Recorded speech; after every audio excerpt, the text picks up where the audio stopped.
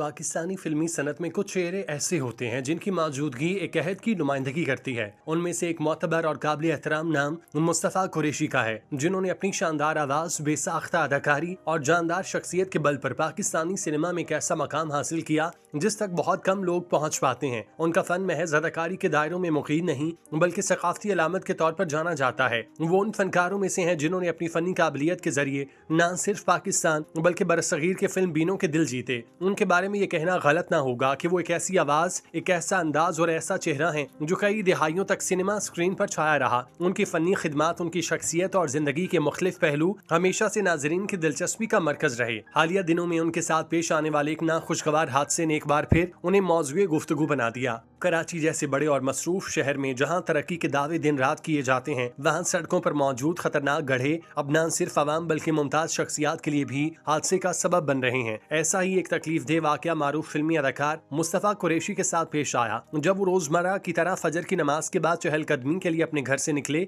ये उनका मामूल था और वो अक्सर सुबह सवेरे सैर के लिए निकलते थे ताकि जिस्मानी और जहनी सुकून हासिल कर सकें। लेकिन बदकिस्मती से 14 अक्टूबर की सुबह वो अपने क्लिफ्टन के इलाके में एक गड्ढे के बाइस फिसल कर गिर पड़े। इस अचानक पेश आने वाले हादसे ने उनकी टांग की हड्डी तोड़ दी और जिस्म के दीगर हिस्सों खुसूसन सर पर भी चोटें आईं। जब वो जमीन पर गिरे तो लम्हों में उनकी हालत बिगड़ गई। फौरी तौर पर उन्हें करीबी अस्पताल मुंतकिल किया गया, जहां इब्तदाई तिब्बी इमदाद के बाद उनकी टांग पर पलस्तर चढ़ाया गया और उन्हें आराम का मशवरा देकर घर भेज दिया गया। उनकी उम्र 80 बरस से जायद है और इस उम्र में हड्डी का टूट जाना एक संगीन मामला समझा जाता है। इसलिए डॉक्टर्स ने उन्हें कम अज कम 6 हफ्ते का मुकम्मल बिस्तर का आराम तजवीज किया ताकि वो किसी पेचीदगी के बगैर सेहतयाब हो सकें। हादसे की इतला जब मीडिया और सोशल मीडिया पर पहुंची तो उनके मद्दाहों में तशवीश की लहर दौड़ गई। मुस्तफ़ा कुरैशी की बिस्तर पर लेटी तस्वीर, जिनमें उनकी टांग पर पट्टियां बंधी थीं, तेजी से वायरल हुई। इन तस्वीर को देखकर लोग जहां एक तरफ अफसुर्दा हुए, वहां उन्होंने दिल से उनकी सेहतयाबी के लिए दुआएं की। हर उम्र और हर तबके के अफराद ने उनके साथ हमदर्दी का इजहार किया और ये साबित किया कि मुस्तफ़ा कुरैशी सिर्फ एक अदाकार नहीं बल्कि कौमी असासा हैं, जिनकी सेहत और खैरियत हर उस शख्स के लिए अहम है जो पाकिस्तानी सिनेमा और उनकी रवायात से मोहब्बत रखता है। उनके लिए मोहब्बत और एहतराम का ये इजहार इस बात की गवाही देता है कि उनका फन वक्ती नहीं बल्कि दायमी नौइयत का है, जो आने वाली नस्लों को भी मुतासिर करता रहेगा। फनी लिहाज से अगर मुस्तफ़ा कुरैशी की जिंदगी का जायजा लिया जाए तो वो एक हमाजहत और बाकमाल फनकार के तौर पर सामने आते हैं। उनका सफर रेडियो पाकिस्तान से शुरू हुआ,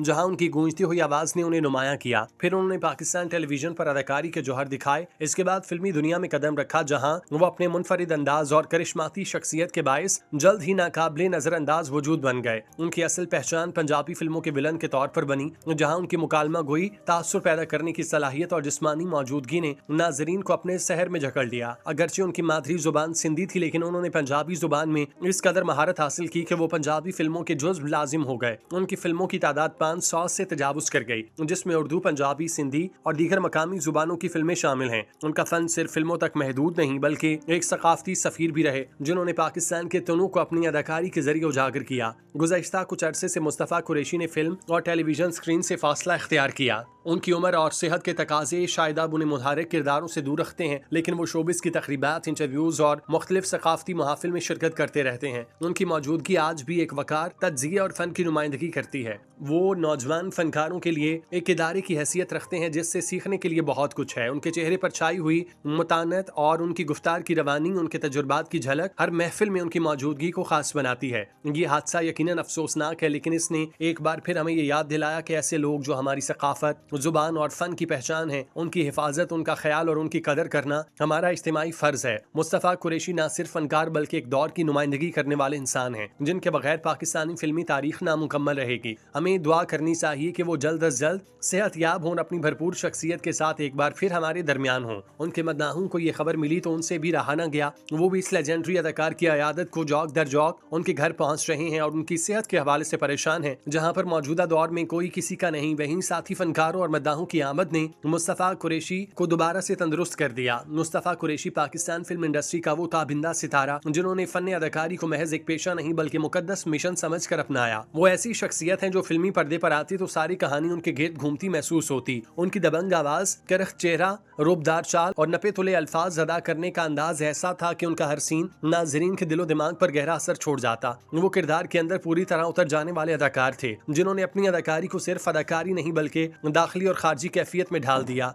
उनका सबसे मशहूर और तारीखी किरदार पंजाबी फिल्म मौला जट में नूरी नद का है, जिसे आज भी पाकिस्तानी सिनेमा का सबसे ताकतवर विलन माना जाता है। इस किरदार ने न सिर्फ उनकी शोहरत को बुलंदियों तक पहुंचाया, बल्कि सिनेमा में विलन के किरदार को भी नया मर्तबा अता किया। नमाया सोनिया जैसा सादा जुमला उनकी आवाज में ऐसा गूंजा कि आज भी लोग इस जुमले को दोहराते नहीं थकते। उनकी मौजूदगी फिल्म में इस कदर भरपूर होती कि अगरचे वो विलन होते, लेकिन पर्दा स्क्रीन पर उनकी आमद फिल्म का नुक्ता अरूज बन जाती। मुस्तफा कुरैशी की इब्तदाई जिंदगी भी खासी मुनफरिद और बावकार थी। वो 11 मई 1938 को हैदराबाद सिंध में एक सिंधी मुस्लिम घराने में पैदा हुए। एक ऐसा वक्त जब बरसगीर अभी बरतानवी राज के ज़ेरे असर था। उनके बचपन में इल्मो अदब, तहजीब सकाफत और दीनी और असरी तालीम का गहरा असर था। उनकी तालीम और तरबियत न सिर्फ रस्मी अंदाज में हुई, बल्कि फिक्री, रूहानी और अदबी जहतों पर भी मबनी थी। उन्होंने सिंध यूनिवर्सिटी से इस्लामी तारीख में मास्टर की डिग्री हासिल की। ये वो दौर था जब इमाम अली, इमाम काजी और अली मोहम्मद राशिदी जैसे जय्यद मुफक्किरीन और इल्मी शख्सियात से मुतासिर हुए। उनकी सोबत ने मुस्तफा कुरैशी को महज तालिब इल्म नहीं बल्कि हसास ज़हन अता किया, जो माशरती मसाइल को गहराई से समझता था। उनकी शख्सियत की यही फिक्री गहराई बाद में उनके फन में झलकती रही। उनका सफर रेडियो पाकिस्तान से शुरू हुआ, जहां 1957 में उन्होंने सिंधी जुबान के प्रोग्राम आसान जो पाकिस्तान की मेजबानी की।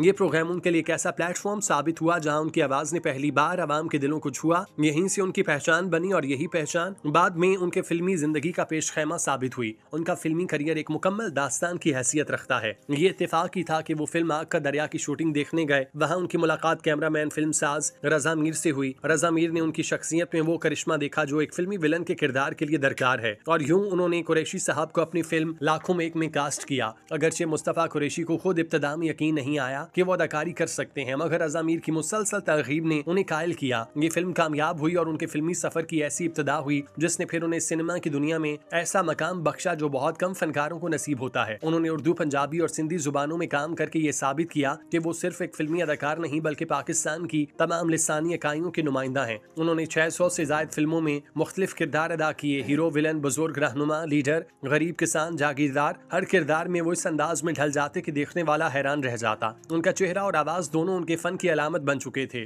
मुस्तफा कुरैशी ने अपने तवील करियर में बेशुमार अवार्ड हासिल किए, लेकिन उनकी असल कामयाबी वो मोहब्बत और एहतराम है जो उन्होंने नाजरीन के दिलों से हासिल किया। 1979 में फिल्म लाल आंधी के लिए उन्हें बेहतरीन मुआविन अदाकार का निगार अवार्ड मिला, जो उनके फन की पहली बड़ी कौमी सतह पर पजीराई थी। फिर 1981 में फिल्म शेर खान के लिए बेहतरीन अदाकार का निगार अवार्ड मिला, और तीसरी बार 1983 में फिल्म रुस्तम ते खान के लिए उन्हें एक और निगार अवार्ड मिला। ये अवार्ड उनकी महारत, लगन और फनकाराना बसीरत का एतराफ है। 1988 में उन्हें हुकूमत पाकिस्तान ने सदारती तमगा बराए हुस्न कारकर्दगी अता किया, जो किसी भी फनकार के लिए बड़ा एजाज है। उनकी कामयाबियों में ये शामिल है कि वो कमांडर सेफगार्ड जैसे मशहूर बच्चों के कार्टून में भी विलन की आवाज जमेंडर के तौर पर सामने आए और बच्चों में भी अपनी शनाख्त बनाई। ये उनके फन की वुसअत और तनू की मिसाल है। उनकी जाती जिंदगी नहायत बावकार रही। उन्होंने रुबीना कुरैशी से शादी की, जो खुद बड़ी गुलकारा थी। रुबीना कुरैशी ने सिंधी मौसीकी में जो खिदमात अंजाम दी वो नाकाबिले फरामोश हैं। उन्होंने तकरीबन 10,000 गीत गाए और उनके गानों का रिकॉर्डिंग दौरानिया 50 घंटों से जायद है, जो मुकम्मल मौसीकी खजाना है। उनकी जिंदगी न सिर्फ अजवाजी तौर पर खुशहाल थी बल्कि फनकाराना हमआहंगी का अमली नमूना थी। 2022 में रुबीना कुरैशी के इंतकाल ने मुस्तफा कुरैशी की जिंदगी में एक बड़ा खलात छोड़ा, लेकिन उनकी यादें, गीत और सकाफती विरसा आज भी जिंदा है। उनके बेटे आमिर कुरैशी भी फनून लतीफा से वाबस्ता हैं और बतौर अदाकार और गुलकार अपनी राह बना रहे हैं, जो अपने वालिदैन के फन की रोशन अलामत है। मुस्तफा कुरैशी की शख्सियत का एक और अहम पहलू उनकी सियासी वाबस्तगी है। वो जुल्फिकार अली भुट्टो के नजरियात से मुतासिर होकर पाकिस्तान पीपल्स पार्टी से मुंसलिक हुए और कल्चर विंग के सरबराह रहे। एक तवील अरसे तक वो इस जमात के साथ जुड़े रहे, लेकिन जब उन्हें महसूस हुआ कि जमात अपने नजरियात से हट रही है तो उन्होंने पीछे हटने का फैसला किया। 2018 में वो पाकिस्तान तहरीक इंसाफ में शामिल हुए और एक नजरियाती सियासतदान के तौर पर वाबस्तगी जाहिर की। उनका कहना है कि वो हमेशा उसूलों की सियासत के हामी रहे और काम की बेहतरी के लिए सोचने वाले लीडर का साथ देते हैं। ये बात उनके फिक्री पस मंजर को जाहिर करती है कि वो सिर्फ अदाकार नहीं बल्कि बाशऊर शहरी हैं जो कौमी मामलात पर राय रखते हैं। अगर कहा जाए कि मुस्तफा कुरैशी एक चलती फिरती तारीख है तो ये कोई मुबालगा न होगा। उनकी फनी खिदमात, जुबान और सकाफत से मोहब्बत, सियासी बसीरत और जाती जिंदगी का वकार, ये सब मिलकर उन्हें पाकिस्तानी मुआशरे की मुकम्मल और मुतहरिक तस्वीर बनाते हैं। लेजेंडरी अदाकार और फिल्मी दुनिया का सदाबहार विलन मुस्तफा कुरैशी पर आने वाला ये मुश्किल वक्त यकीनन उनकी जिंदगी को एक नया मोड़ फराहम कर रहा है, जहाँ उन्हें एक नई जिंदगी मिली। हम दुआ गो हैं कि खुदा उन पर आई हराफत और बला को टाले और उन्हें हमेशा अपनी अमान में रखे। आमीन।